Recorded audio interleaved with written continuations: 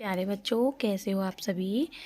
तो आज मैं आपके साथ वाटिका का क्लास 5 का जो हमारा पाठ है मेरी शिक्षा, उसको हम पढ़ेंगे, समझेंगे और ध्यान से सुनेंगे। तो ये जो हमारा पाठ है, ये हमारी डॉक्टर राजेंद्र प्रसाद की आत्म कथा है। ठीक है, ये हमारे भारत के स्वतंत्र भारत के प्रथम राष्ट्रपति थे। तो आइए, इन्होंने अपने बारे में इन्होंने क्या लिखा, इनके बचपन की ये कथा है। तो आज इसको हम पढ़ते हैं।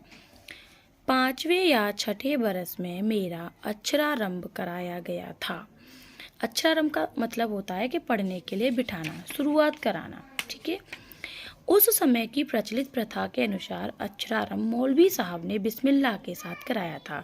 यानी कि पुराने ज़माने में जब कोई बच्चा पढ़ने के लिए बैठता था तो उसका जो अक्षरारंभ कराया जाता था, शुभ काम जो होता था, वो बिस्मिल्लाह एक रीति रिवाज होती है, उसके साथ उनका कराया गया था। जिस दिन अक्षरारंभ हुआ, मौलवी साहब आए, मिठाई बांटी गई। हम 3 विद्यार्थी उनके सुपुर्द किए गए। मौलवी साहब को कितने विद्यार्थी मिले? 3।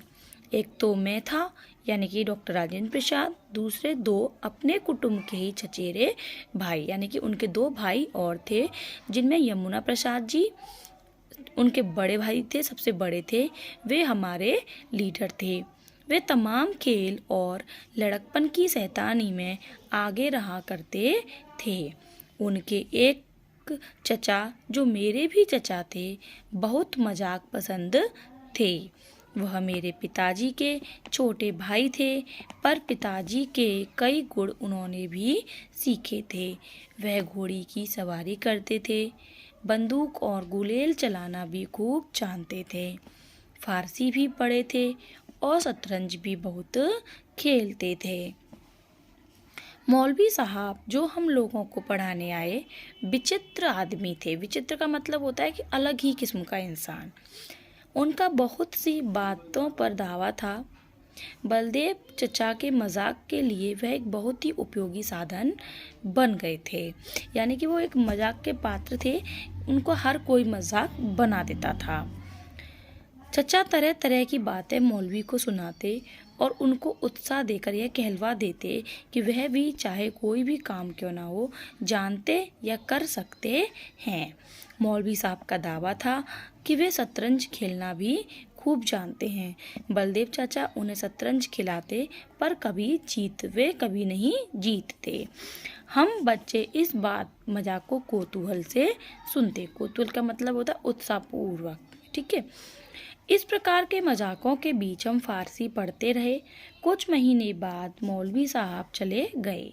यानी कि जो मौलवी साहब पहले पढ़ाने आए थे, वो कुछ महीने तक पढ़ाए और उसके बाद वो चले गए। फिर दूसरे मौलवी साहब बुलाए गए।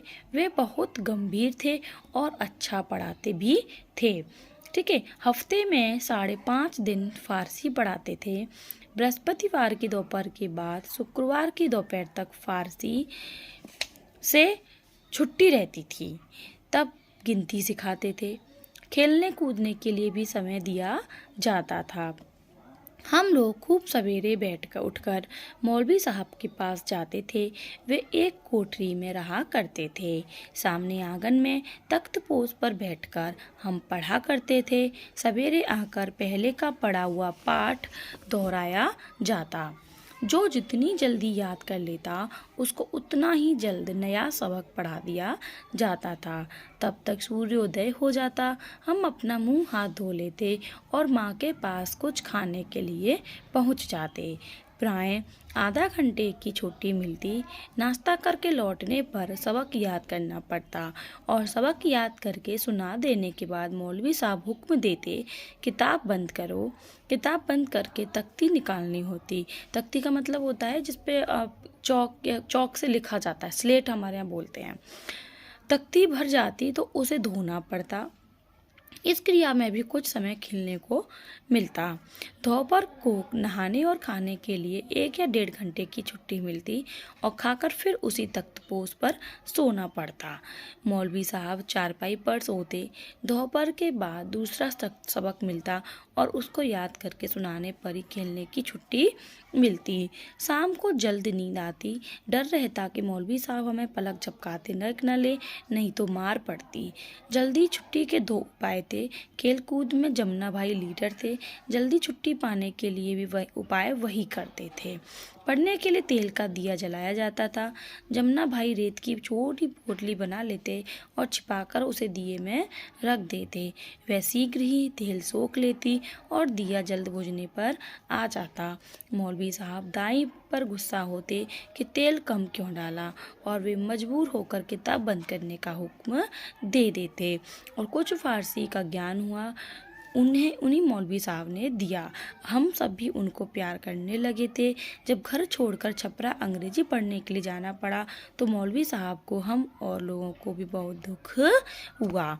तो ये है हमारी मेरी शिक्षा की कहानी, आत्मकथा, जो हमारे डॉक्टर राजेंद्र प्रसाद जी की है। आई होप आपको समझ में आई होगी कि इस कहानी से हमें क्या सबक मिला। हमें सबक मिला कि हमें अपने गुरुओं की आज्ञा माननी चाहिए। हमारे लिए जो भी वो कहते हैं हमें वो बात माननी चाहिए। हमें खेलने के साथ साथ अपनी पढ़ाई पर भी ध्यान देना चाहिए।